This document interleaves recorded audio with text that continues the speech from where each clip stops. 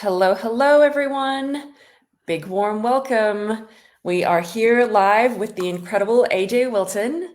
For those of you who are joining us in the live recording, please do give us a wave, say hello, let us know if you can hear us well. We would love to connect with you. We are streaming this across Facebook and Instagram, and the recording will be available for those who are not able to attend live.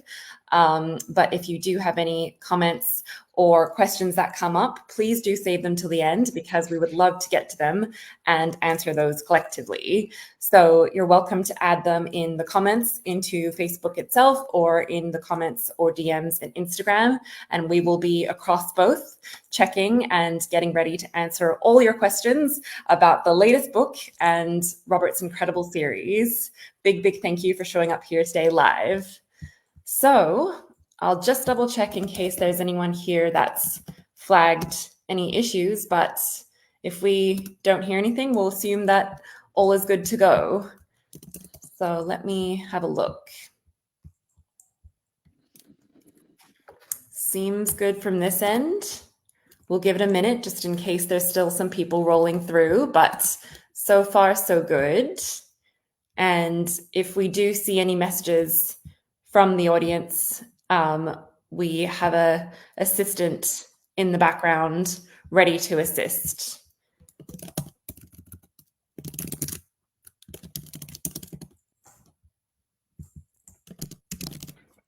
All right. I think we're good to go then. Not a peep. Yes, I can see both sides. We have one comment. No, not yet. Okay, excellent. All good. All right, everyone. Well, without further ado, let's dive in, and we'll have some more people rolling through as we go, I'm sure. So big warm welcome. Now, first and foremost, I have to take a moment to introduce none other than A.J Wilton himself. Now, those of you who have attended the last live Q&A will be very familiar with him and his witty sense of humor.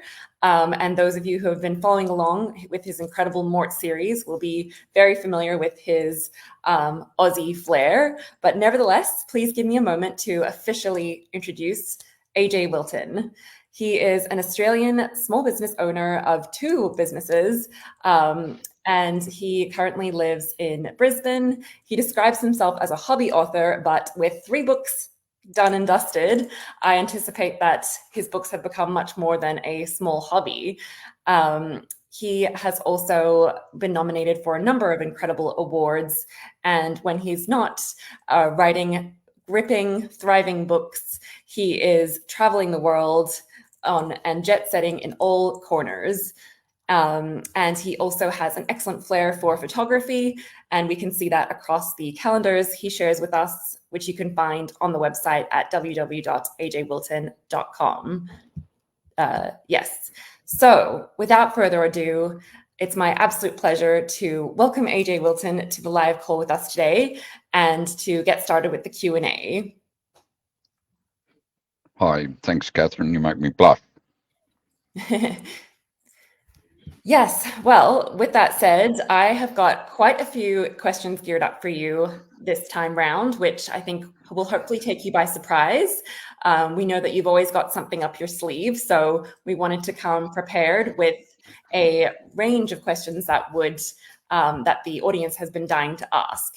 So with that said, I'd love to start off by diving into the latest book, Book 3. For those of you who have yet to get your hands on it, it is Mortice in America, More Justice, Mort Style. And it's as dynamic as it sounds. I strongly recommend it, having read it myself. And it does have quite a few twists and turns. So if you loved the first and second book, you will absolutely adore the third. So with all that said, I would love to start off the Q&A by asking you a little bit about the introduction setting of the book, which very much starts off with a bang of sorts. And it all comes down to asking about the Invictus Games. So for those of you who haven't read the book, don't worry, we won't be spoiling, but we will be hinting at a few themes and elements. So John, the Invictus Games, it's not your typical book opening. It certainly took me by surprise in a good way. But I'd love to know what inspired this setting of hosting the Invictus Games for the opening scenes of Mortis in America, and how did you decide on the unique backdrop of this novel?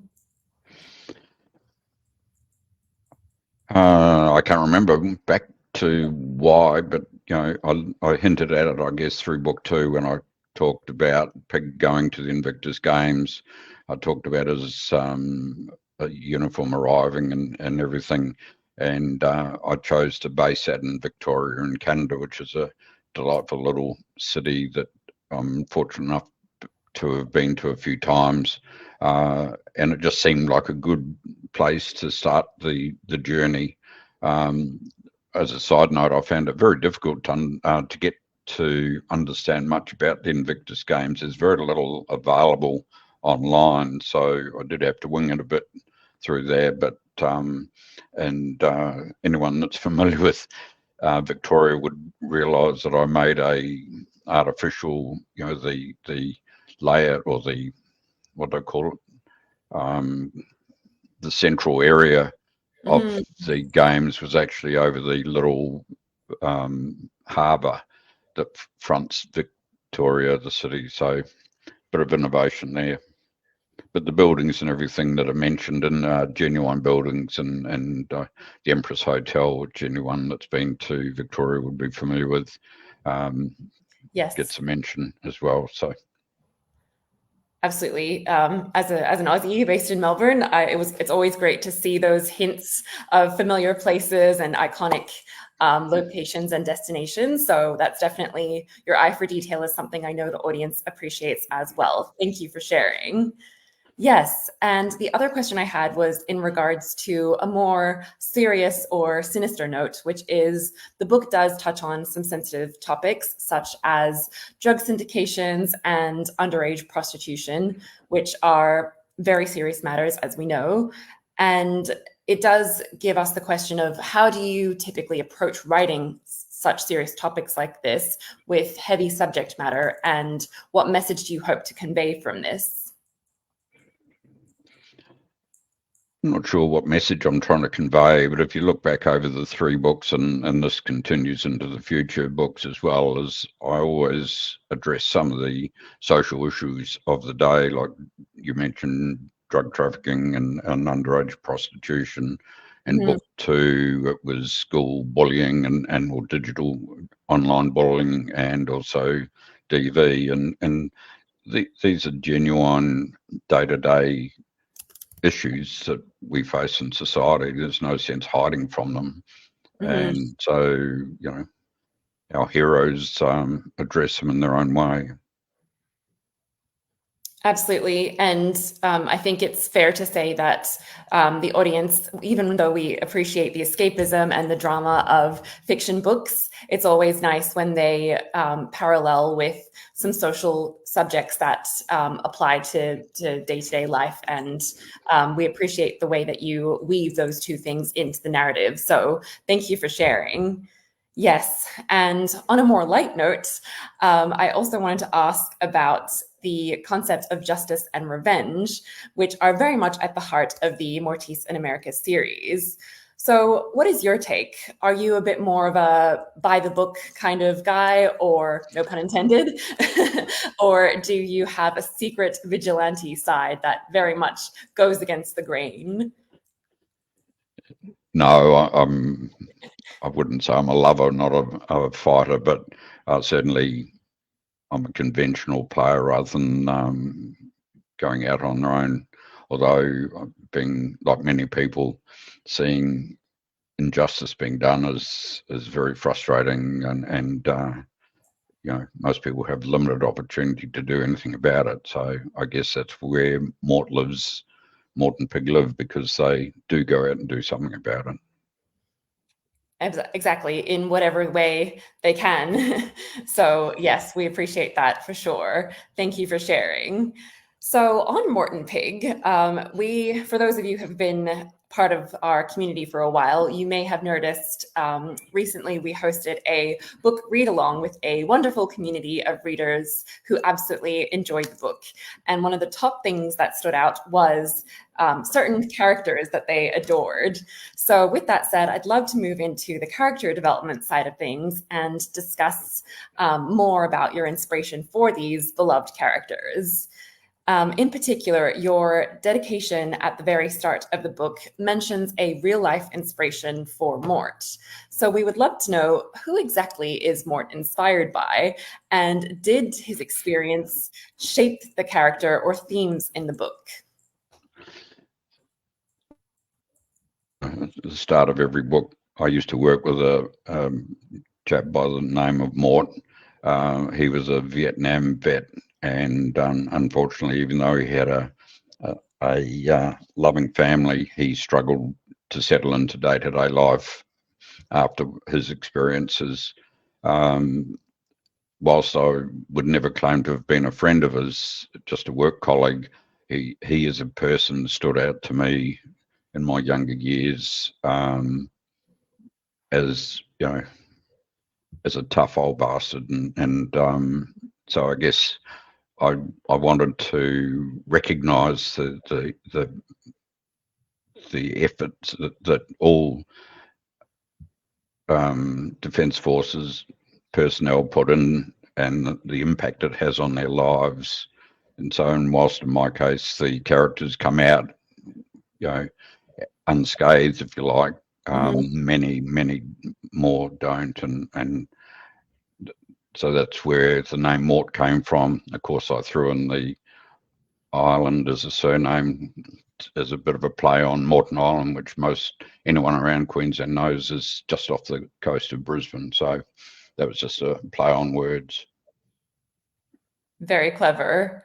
Thank you for sharing. Yes, I'm sure the audience is going to appreciate this tidbit of knowledge because he is such a mysterious character, and he's a true hero of our times that, of course, we're curious to see who this hero may be inspired by. So we appreciate that insight. And in terms of other curiosities or favorites, time and time again, I get countless messages from your audience members championing the wonderful relationship or friendship you've built between Mort and Pig. And they very much sound like a buddy cop show of sorts, where we're just waiting for something to happen. Now, with that said, Pig came out as a fan favorite at the recent read-along that we had. So I would love to know, and your audience would love to know, how did you come up with this dynamic duo?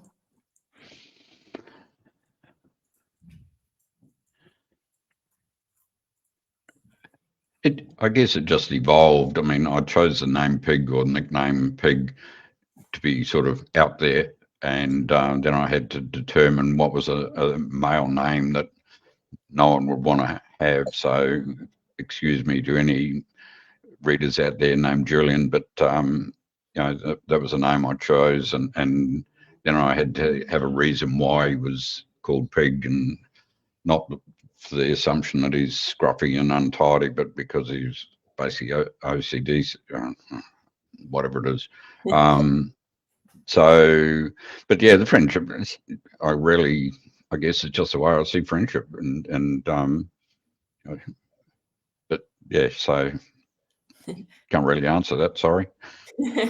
That's fair. And I think it very much leans on the Aussie humor. There's a lot of banter, a lot of pull your leg humor between the two. They certainly don't take each other too seriously, even when they're in very, very dire situations, which I think adds an element of humor and joy for the readers. So we really appreciate that. Thank you.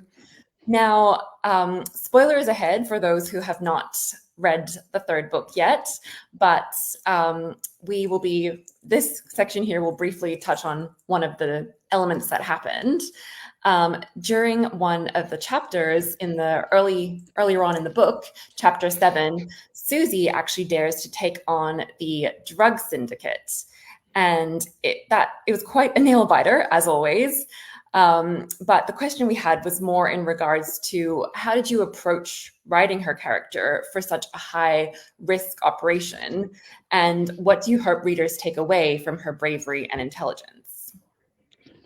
Well, I guess it's, I wanted Susie to become a character more than just a love interest, and I think through the book, and again, don't want to give secrets away, but she has quite a role to play in the success of their journey, and so she comes out of it as more of a overall character rather than just his partner. Mm-hmm. But here I am, a 70-something white male, and writing about how a 30-something woman thinks and feels. It's a bit of a challenge, but I take consolation from many of my readers that have given me positive feedback that they love Susie, so I can't be too bad. Exactly, yes. And as that 30-year-old myself, I absolutely appreciate Susie's bravery and how she keeps Mort in check. And she very much has become even more of a dynamic character as the books have progressed, and well beyond just a two-dimensional romantic figure that we often see in other types of books. So we truly appreciate the layers that you give each of these characters, which helps bring them to life. Thank you for sharing. Yes. So, with that said, it's not just the characters that make this series so gripping. A huge part of what you do is creating very riveting, complex, multi layered plot lines and story structures. So, in terms of espionage, FBI operations, and intricate plots, are Come you on, sure? don't give too much away, Catherine. Oh, I'll do my best. Are you sure you're not moonlighting as a secret agent? Because we're wondering, how exactly do you nail such fine details? To answer your first question, no, I'm not moonlighting as an agent, and to me, I've got no exposure to that world, but having read many novels, action adventure novels, I guess I've just gathered that sort of background, and I guess the truth is that none of us know exactly what goes on in that world, so no one can say, "Oh, that's bullshit." So, yeah, I'm happy to stretch the not the truth, but stretch the boundaries a little bit just to add to the story. It is designed to be entertainment, as I said. I think in the first book, it's entertainment, not history. So. Absolutely. So, what I'm hearing is you're leaning on the audience's ignorance. I wouldn't say that. My goal is to entertain them. So. Absolutely, that's fair. Well, it truly is an entertaining series. Countless reviews say that people read it cover to cover. You have us at the edge of our seats. So, for those of you who haven't had the chance to read the books yet, I strongly recommend grabbing a free first chapter, which is available on the website, because you'll see exactly what we mean. It truly is a nail biter. So, in terms of, again, one of the themes that happen throughout the book is there's two characters, Hunter and Campbell, and they have a reconnaissance mission, which adds I guess, a sense of serious intrigue. So we wanted to ask you, how did you craft this subplot to enhance the overall tension and mystery throughout this book? Are you talking about the reminiscing from their time in Afghanistan? And the historical references and just the layers that you've added throughout the series. Yeah, again, I've certainly never been in the army or anything like that. So again, I've used my imagination to imagine what it's like. And for all those that have served, I hope I've done you justice. So. Absolutely, yes. Thank you for sharing. Yes. So, with all that said, we won't spoil it too much, but you'll have to read the books to really understand what we're referring to and the levels of intensity that the book provides us with. But beyond that, we would also love to know more about your writing process, which really has evolved since the first book. You know, writing Mortis in America must have been such a wild ride for you. And what I'm wondering is, what was harder, keeping up with Mort's antics or making sure your research didn't get you flagged by the feds? Oh, I guess the truth is that these stories are in my head, and the challenge for me is finding time to write them, put them down on paper. And I tend to do the research as I'm writing something. I think, oh, I'll better double check something, and so I'll do it. I normally have two screens, one where I'm writing and the other screen's on Google. So I quickly do a Google search on whatever it needs and make sure what I'm saying and doing is accurate. So is as accurate as Google, at least. So Your Google search must be very fascinating and it might raise some flags, but we appreciate the research and dedication you put in. And in all seriousness, we would love to know, how do you feel your writing has evolved since the very first book? well, I think everyone tells me it has, so I've got to accept that. And my editor tells me that each time, and I'm currently in the process of reviewing the edit for book 4, and at the same time writing book 5. And sometimes it's difficult to remember where I'm up to, and because they're flow-on series, so that can be challenging in my head at least. So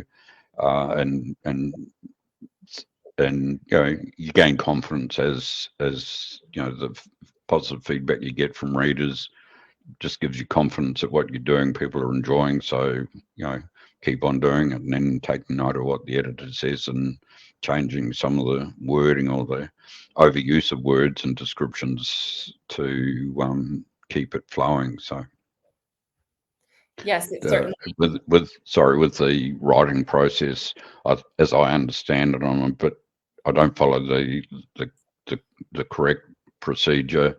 I'll often write something that comes into my head, and then that might be towards the end of the book, and then you just go back and backfill and then blend it all together. So and which means sometimes you write all the exciting bits and then, oh shit, now I've got to go back and do all the boring bits. So I try and avoid that and make myself do some of the routine or mundane parts of the book before I do all the good bits. So Sounds like there's certainly a method to the madness, and it's absolutely fair to say that the book's style of writing has evolved and perhaps even enhanced even better than the first book. So it's great to see that across the board, everyone is saying the same thing. And good to see you give yourself a pat on the back every once in a while, because it truly is a remarkable series that you've put together. So with that said, in terms of, looking back on the series and personal reflections about the journey so far, we have a fun question from the fans, which is, if you could grab a drink with any character from Mortis in America, who would it be and why? And potentially, where's the safest place for that drink?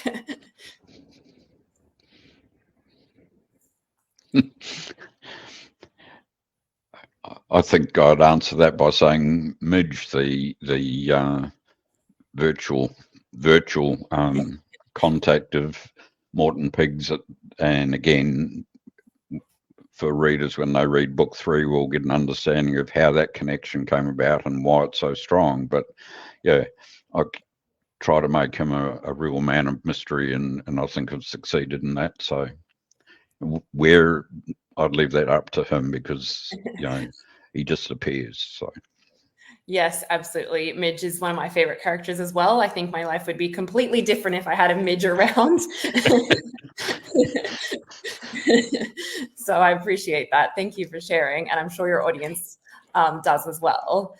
So, for all of you who are joining us live, we have about 5 minutes left of the Q&A. So now is an excellent time to start sharing any questions that you've been holding together or wanting to ask AJ Wilton for quite some time now. So feel free to add them in the comments, and we will gradually read through and do our best to answer each of them. But first and foremost, we did have a couple of submissions before the call, and one of them, I'm just pulling it up here, was in relation to also the characters. They asked, here we go. Yes, they asked, which character do you personally identify with most and why?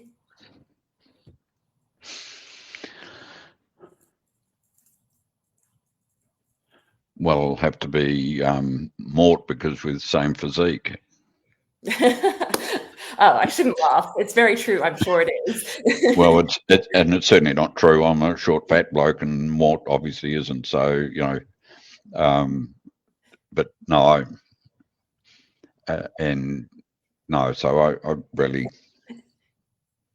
in that respect, I treat all the characters as third party, and that, although I will let a secret out of the bag. In a future book, I appear as a character in my own right. Oh, oh my gosh. And even my own daughters didn't pick it up that it was me. So that is incredible. there you go.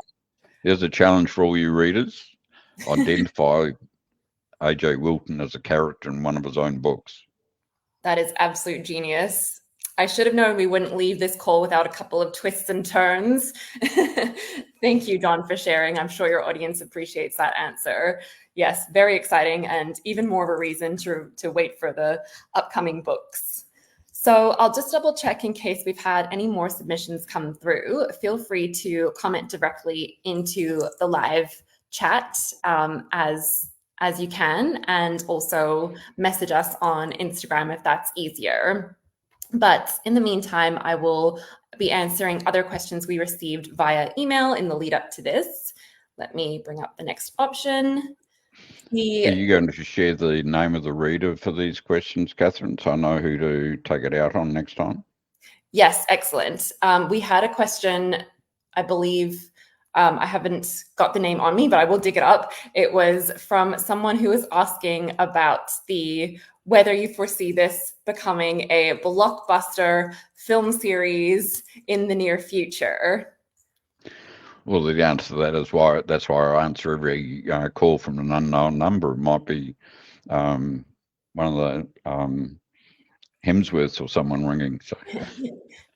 Absolutely. And you'll be pleased to know that your audience voted for one of the Hemsworth being in the series when they imagined what the characters looked like. So yes, I think that would very much match the Aussie blockbuster feel.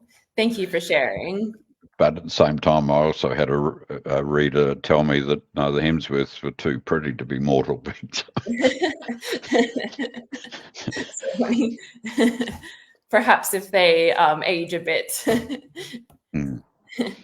So with all that said, we are coming down to the hour. Feel free to continue asking the questions, because even if we haven't had the chance to get to them today, we will still answer them throughout upcoming posts and get back and comment on them as we go. So keep those questions coming. But before we wrap up, I have to ask the bonus question, which is all about future projects. Now, the question on everyone's lips, regardless of whether they're here live, watching the replay, or they've been reading the books avidly cover to cover, is what other top secret projects are you working on that you can start teasing with us?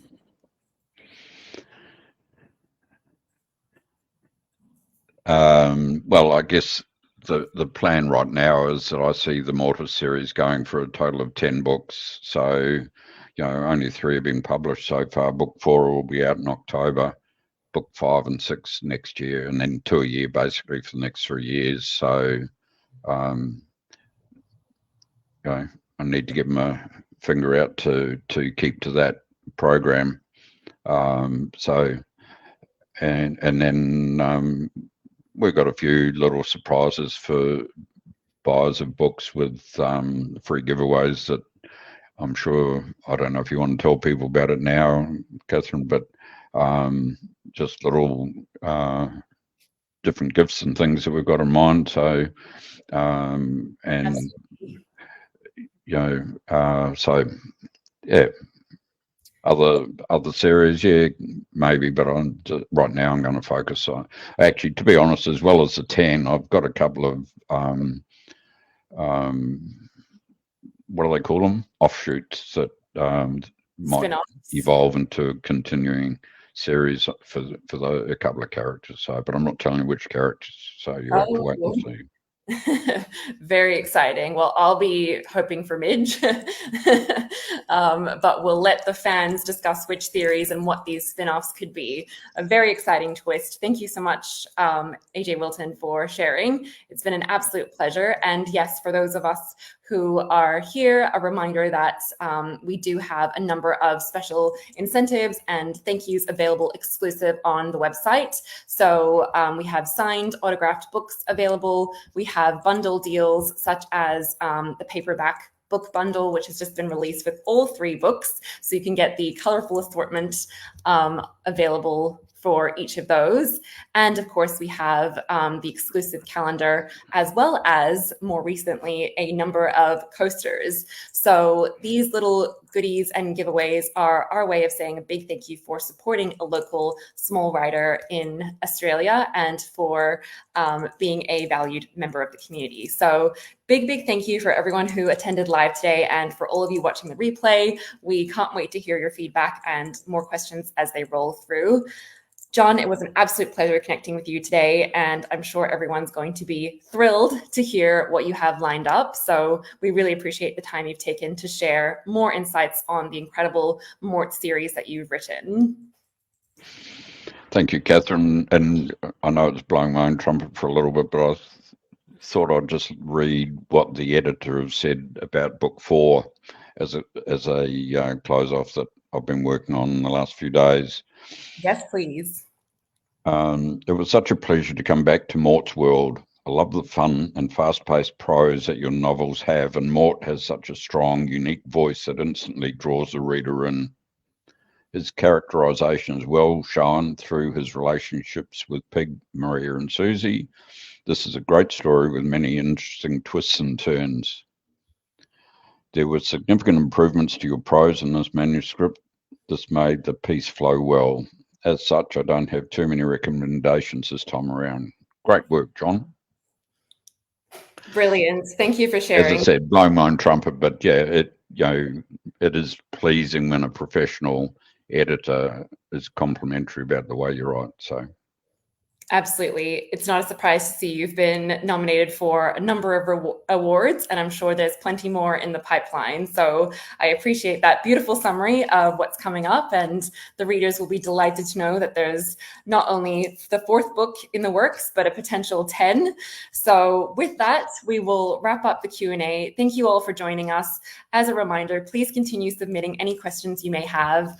We will definitely get back to you over the coming week, and do visit the website at www.ajwilton.com to download your free chapter of the series and purchase exclusive benefits and rewards. Big thank you, everyone, for showing up today. A special thank you for you, AJ Wilton, John. It's an absolute pleasure, and we look forward to hosting the next Q&A.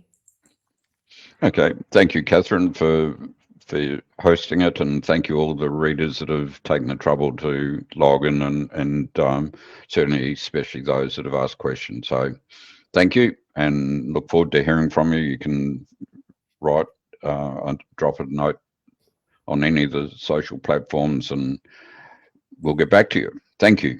Yes. Enjoy the reading. Take care, everyone. Till next time. Thank you. Bye.